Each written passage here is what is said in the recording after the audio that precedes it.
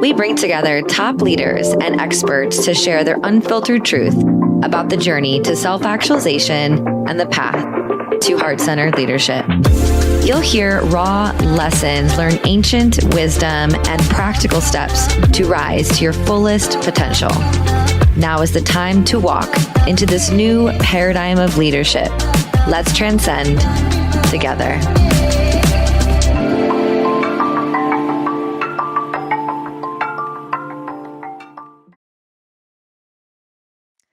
Hello, and welcome back to another episode of the Transcendent Leadership Show. Haven't these episodes been fun?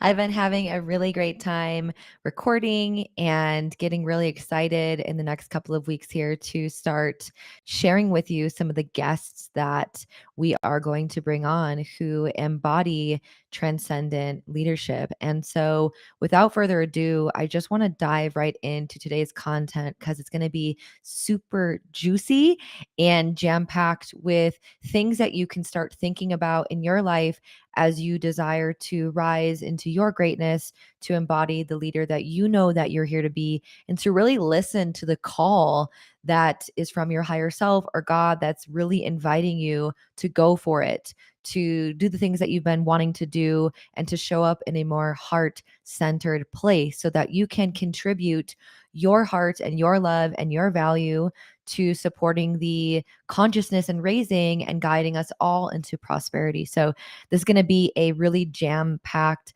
conversation because I'm going to be outlining 10 characteristics of a transcendent leader. This is going to be 10 characteristics. So you're going to write this down. And if you're driving, you're going to want to circle back to this or tag this episode as a one that you're going to come back to so you can listen to it over and over again. And as I've been developing this ascension model around transcendent leadership, there are so many distinct qualities that are fundamentally different from traditional leadership and transcendent leadership. But I chose the ones that feel very meaningful and important for all of us to reflect on and take a look at for ourselves and for our leadership and our life. So the first one is, and these are not in any specific order, although the part of me that loves perfection and symmetry wanted to put them in an order, I just put them out here in the way that I think is best. So number one is arguably one of the most important aspects of transcendent leadership. And this is devotion to a deeper sense of self or self-awareness. And I think that in traditional models of leadership, one could argue that there's a sense of you have to be somewhat developed and work on yourself and be open to feedback in order to be a good leader. The difference with transcendent leadership is not just that the individual dabbles in personal development or is willing to receive feedback or reads books. This person is devoted to becoming the best version of themselves through healing work, through their own mentorship and coaching, through really honest and radical reflection and feedback from other people that goes beyond just the 6 pages a day. They might go to retreats. They are constantly in these circles of conversation and spheres where other people are reflecting back to them maybe aspects of themselves that they're blind to or shadow parts. And the reason why this is important is because as a transcendent leader, you are rising above and beyond your healing and your trauma. And I think what's really important about this devotion to self-awareness is that you're developing and continuing to fine tune your process and really refine your process around the difference between truth versus trauma. And we all have trauma, whether capital T or little t. And in many ways, it can show up very pronouncedly in our leadership because we're navigating and experiencing other people. Marianne Williamson, who's one of my favorite authors of all time, talks about this in many of her works, which is that relationships are the catalyst and the space in which our unconscious becomes conscious. So fundamentally, as a leader, whether you're leading your family, you're leading teams, or you're leading yourself, you're relating with other people and you're relating in a world that's going to show you where your work is at, that's going to help you see areas where you can continue to grow. And so transcendent leaders are devoted to this process, not for the desire to check a box and say, I did that thing, I'm better now, but they're continuing to go inward and reflect and really ask themselves the hard questions and go through inquiry around who am I? What about the situation was out of integrity or me? So they're really wanting to rise above their past and limitations and beyond their healing. And so they can really step forth in a way that is of truth, of integrity, and of love. And number two is one of my favorites. And it is they are focused on being more versus doing more. And I think that our old paradigm of leadership is around, how can you help more people? How can you change this organization? How can you be better? Just do better, communicate better, lead better, organize better, delegate better. A lot of these are more masculine oriented, exerting energy outward, doing, amplifying. And that's an aspect of transcendent leadership, which is around really coming from a place of wanting to create more, but it's natural and organic. The doing comes from the being. As I mentioned in the first characteristic of a transcendent leader, there's a focus and an awareness around self from the place of how do I really make this more than me? How do I really focus on less about trying to prove and coming from a full awareness and confidence that I am enough as I fully am. And so this focus on being more is the embodiment of who you're meant to be in this lifetime, your greatest potential, your most unconditional love, your authentic expression, the doing, the natural increase in productivity or effectiveness or communication or change happens from you being devoted to yourself, but also continuing to over and over again come from a place of I'm doing enough, I am enough, and everything stems out and everything branches out from after that. The third thing is I was going to say all these are my favorite, but one of the third things that I love that's truly fundamentally different from traditional leadership is that there is a high level of attunement to divine presence. So this can be interpreted in two ways. The divine presence within you. So when I'm having a conversation with somebody, I bring all of my awareness into this moment. I'm giving them full eye contact. I'm not thinking about what I want to say. I'm not thinking about what I'm going to eat. I'm being really present, being very focused in the moment with them, recognizing the ways I might be feeling reactive or impulsive or trying to say something to prove something. So I'm really highly attuned to my own energy from doing trauma work, from healing myself, from being devoted to being more. So I'm really present with this person, but so the divine presence within me, but also you could identify this as also God, creator, source, universe, Allah, Buddha, whomever you have a greater sense of connection and devotion to in this path.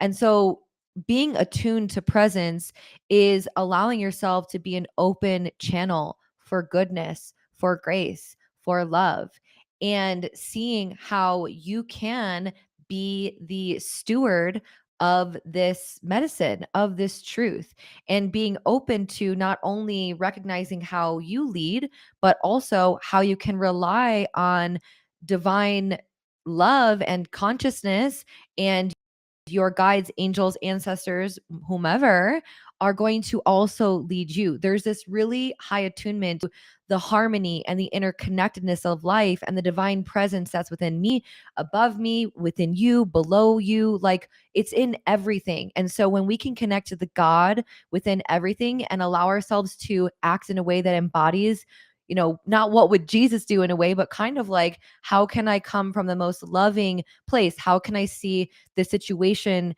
from the eyes of God, from the eyes of Creator? That's been a fundamental question that I ask myself constantly when I'm moving through difficult challenges in my own leadership. I ask myself, how can I see this through the eyes of God? And it offers a different perspective, and it really helps me stay in this moment and aligned. So recognizing that it's not about me per se, but about what can I allow God, creator, universe to do and work through me. And in the moment where I'm acting upon it, how can I be so present that the accuracy with which I'm receiving it is fully transmitted into this experience, this person, and the situation?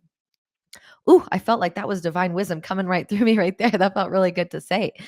Number 4 is about living in alignment. A characteristic about transcendent leaders is they are relentless in, and maybe that's not a great word, but they are, yeah, they are so, I don't want to say devoted again, but they are really relentless in living in alignment. And that means that they say no to things, people, and opportunities that are not according to their values or their divine purpose and their path and their authenticity. They're willing to say no. They're also willing to say yes unapologetically to the things that light their soul on fire, to things that are in alignment with their values, to the way in which they want to show up in the world. And this has been, I think, one of the most challenging things that I've seen with the clients that I've worked with, as well as in my own path, is there is this there's this sort of paradigm or thought process that every opportunity you should jump on. And as I started really owning my worth and my truth and my voice, I have and still continue to get a lot of opportunities. So whether it be places to write for, things to speak, like places to speak at, people to work with, and in many ways, I have like been overwhelmed pleasantly by, wow, there's a lot of opportunity here. And when you're in alignment, that happens. You become magnetic and things come to you easily. So you don't have to focus so much on doing, but you can focus a lot more on being the magnet, being the person who embodies your values, and then things just come to you naturally. But I think it's challenging in a world where there's a lot of things that on paper look really good. And so many people could say, well, why didn't you do that thing? Or, this is a great opportunity to network. I can't tell you how many times I've been told that I should go to this thing because I'm going to meet people.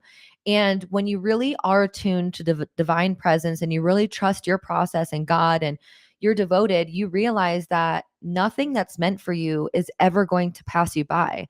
So if something isn't lit up about this for you, if you don't feel excited about it, then it's a no. And that doesn't mean that every single thing that you do in your life and leadership is going to feel always exciting. Some of the biggest upgrades that I've had in my life have been actually kind of scary.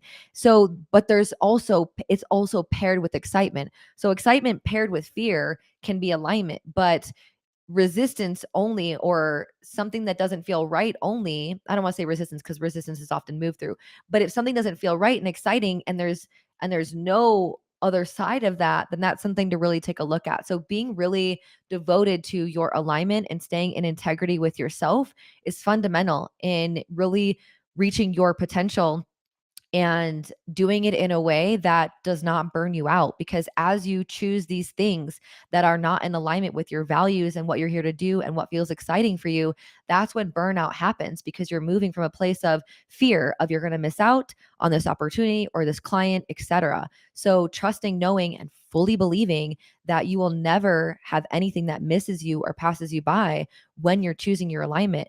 And the mind might come in and say, well, this thing is a good opportunity. But as you continue to make choices from truth and your truth, and knowing that you see that, oh, I knew that that wasn't right for me, or I knew that client wasn't in alignment, or I really did miss out. And those times where you choose love, so much more comes to you naturally anyway. You fundamentally don't have to work as hard, which is really fun. Number 5, so we're halfway through. Number 5 is authentic or transcendent leaders are visionaries. They not only can see the structures and the things that are going to be crumbling, but they're holding the vision, the frequency, the codes of a new earth. They realize that, and they're not focused on trying to destroy the old earth, the old paradigm, these old realities. They're hyper focused and really zoned in on creating a new earth, creating new structures, creating new technology, creating new pathways, creating new ways of being. They're so focused on the new that the old naturally gets crowded out. They're not out there fighting against darkness, realizing that that's coming from this. You can't fight something from the same consciousness that it was created from. And I think maybe Albert Einstein said that. And so if there's a consciousness that is creating this hustle mentality, that is creating this FOMO mentality, that is creating discrimination or these human rights issues, it's not to say that you don't do something about it and speak on it, but going out there and fighting day to day with that level of consciousness and energy and vibration around fear or resentment or anger, that's going to be a sticky situation, right? You're going to stay in that level of consciousness. In order to create new, we have to rise above the old. We have to transcend beyond the old energy and frequency that those things were created from. So as you continue to heal and do your work, as you step into transcendent leadership, you're raising your frequency, you're raising your consciousness, so you can create new realities from that consciousness that will then be sustained from everybody else holding that same vision with you. So being a visionary, but seeing beyond this current reality and seeing beyond what's possible, kind of like, how Apple and MacBooks and things were created. When somebody told Steve Jobs, you're going to have a computer in your hand, everybody thought that he was crazy, but he was willing to go beyond this current circumstance and this current reality and paradigm around the limitations of that and see beyond that, and also hold that vision in times when it might be easy to cave and go in. Number 6 is authenticity. Transcendent leaders are fully aware of their multidimensionality. They are leaders naturally. They lead in the way that they communicate and walk, whether it be at the grocery store or in conversation with a team member or family. It's not a title of something that they do, it's fully embodied in how they be in the world and how they show up. And so they know that they are not simply a leader. They are also maybe a mother or a father. There's a little inner child within them. They might also be an artist, a creator. So they're fully aware of their authenticity, and they allow themselves to be the fullness of who they are, because authenticity is fundamentally a human need. Even if you look at Maslow's hierarchy of needs, you can see that belonging is one of them. But in order to belong organically and actually really connect with the truth of what it means to belong, you have to be authentic in order to really get connected with people who are like-minded, same vibration, same resonance, right? So authenticity is really about doing the work and showing up to recognize the different parts of you that want to be seen, heard, and validated within yourself, but also expressing all parts of you for everyone to model this same behavior. As I've stepped into my leadership, it's been challenging for me because I'm also a poet. I'm also a very tender and sensitive being. I'm also love to be in nature and earth. So I'm not always communicating about how to be a good leader or how to help leaders heal. But I have seen that as I've shown more of me, there's been more people inspired by who I am in the world. And this know, like, and trust factor goes beyond Carissa is this leader who I see on this pedestal. I show my difficulties, I show my faults, I show my challenges so that I don't have this tower moment where I'm taken off this pedestal and I'm canceled in this culture because I've owned my parts, I've owned my faults and difficulties, and I've showed up in a way that has offered you all to see that I'm human, right? So authenticity isn't just about showing your multidimensionality, it's also about showing your humanness. So that means and is included in your faults, your mistakes, your mishaps, and taking radical responsibility for those, knowing that that's not who you are, but is an experience that you had. Aren't these good? Number 7, I'm loving this so much. And transcendent leaders are compassionate towards others. In old paradigms of leadership, it was around, decision making and effectiveness of the team and how teams work together. And Simon Sinek, I love this quote by him, and he says that teams are not people who work together, they are people who trust each other. And trust comes from truth and compassionate truth, right? So as you share your truth with others, there's a compassionate way to communicate with people. There is an empathetic way to connect with somebody in your organization or in your life that offers you the opportunity to come from your heart. In these old ways of leadership, it is about a lot of these mental perspective, these mental faculties. How do I get this done? How do I communicate this? And it was missing the body, and it was missing the heart, and it was missing the presence in a way that really gives you an opportunity to connect intimately with someone else. So transcendent leaders feel the suffering on the planet, and they also are accepting and knowing of what's happening in the world, where they feel it, but they don't take it on. So compassionate leadership is different from empathy, right? Empathy, you can often take on the energy of other people. That's why many people who are empathic, right? There's a lot of energy clearing practices that I teach them when they're my clients, but at the same time, they live in that state where they're constantly like, okay, I'm empathic, I'm feeling the energy. Compassionate leadership is almost like you have a shield and you can feel it and see it and witness it, but you don't take it on. So compassionate leaders are able to discern between the difference between empathy and compassion, and how to go from the mind into the body and bring presence and love and connection to whatever they're doing.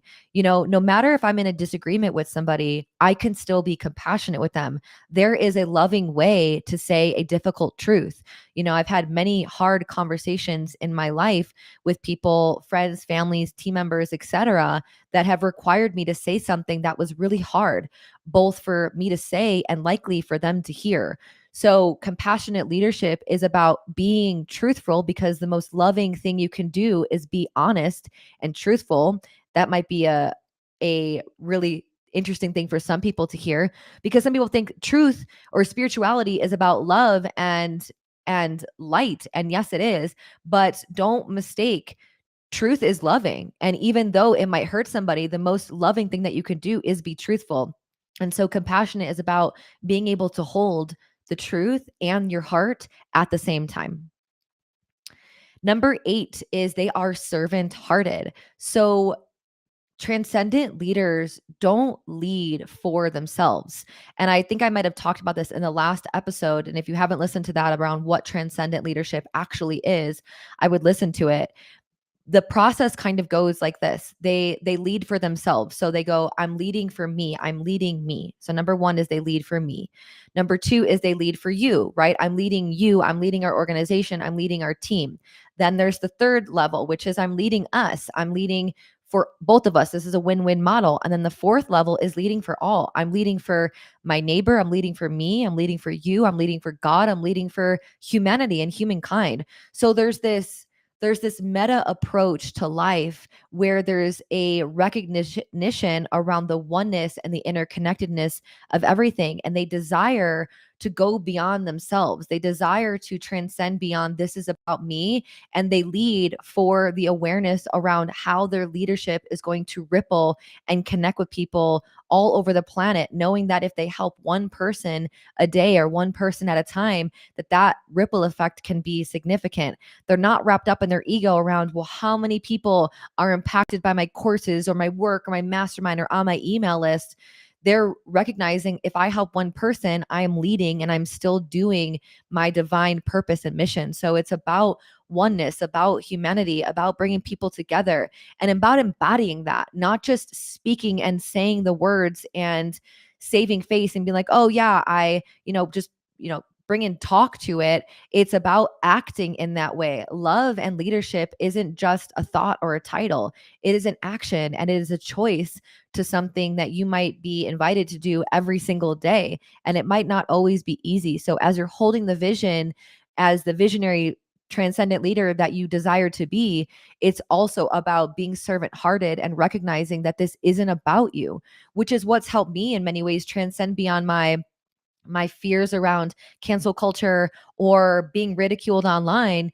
It's like, this isn't about me. I know that I'm here for a divine mission and purpose. I know that what that comes down to is me helping the consciousness of the humanity raise, and that requires for me to go beyond the smallness or the fear of what will happen to Carissa. When you go beyond your ego, you can really witness and experience your human consciousness and the soul that is behind it, and what that soul is here to do, and that soul impact. So that's what servant leadership is about.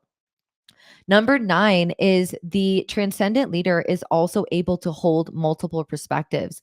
This is probably one of my top 3 as well, since the other first 2 were them too.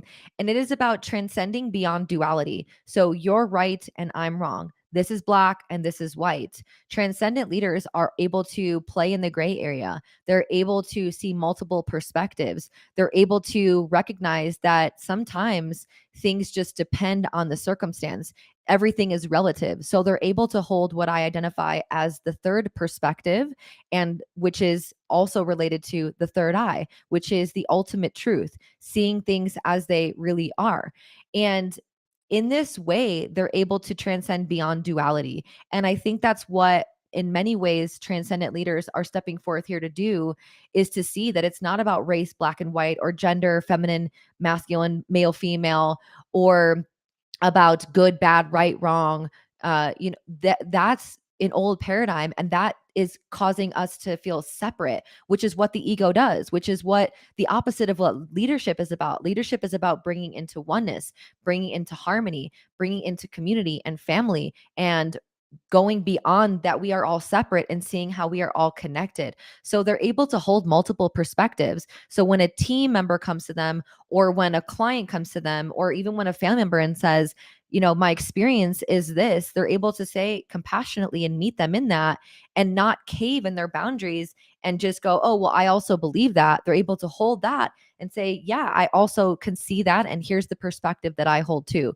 That is honestly a level of mastery that I think many of us are walking right now, is to see that what's happening in the world, as we define our opinions and our stances, to not get too rigid in that consequently, because that causes further separation, which is, unfortunately what some of these organizations around religion are doing, but the intention wasn't around that. It was around coming into connection with all that is, and seeing the interconnectedness of everything that happens. So transcending beyond duality and holding multiple perspectives is number 9.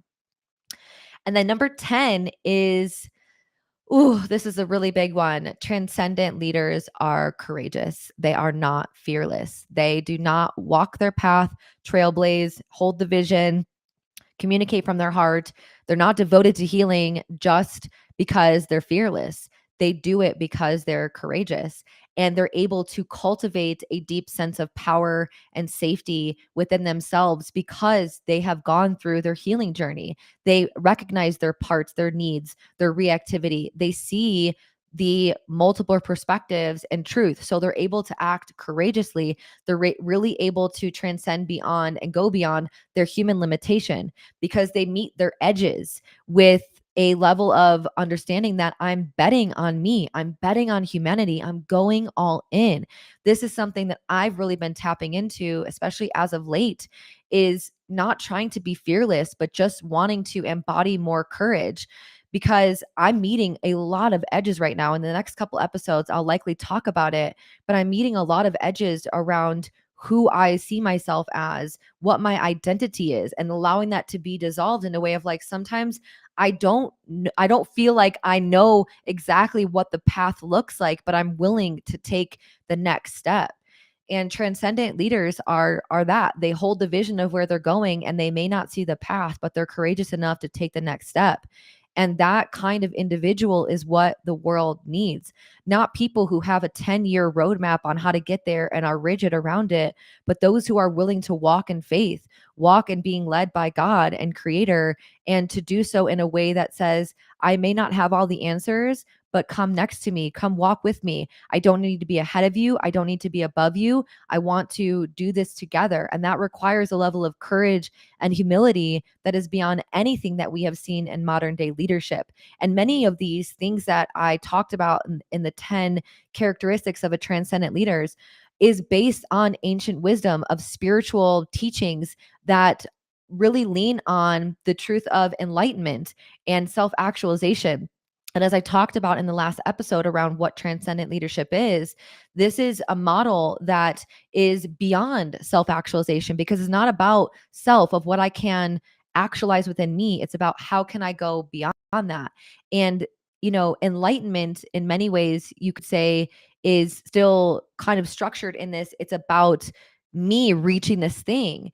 And many of the spiritual teachers and these ancient practices and scripts, like the Tao Te Ching, there's talk about acceptance, about unconditional love, about awareness and devotion and authenticity. So these practices are very ancient in a way that it's bringing us back to the basics and the core of these historical teachings that modern day leadership is finally catching up to. So it's exciting to bring this to fruition and to talk about these concepts, these pillars, these principles in a way, because they're not just concepts, they're fundamental principles for highly effective and heart-centered and wave-making change that is going to happen in the collective. So my invitation to you is to reflect on and choose one of these principles, one of these characteristics, and ask yourself, how can I cultivate more of this in my life? What would my life and my leadership look like if I was fully embodied in this? And what is one step that I can take today to do that?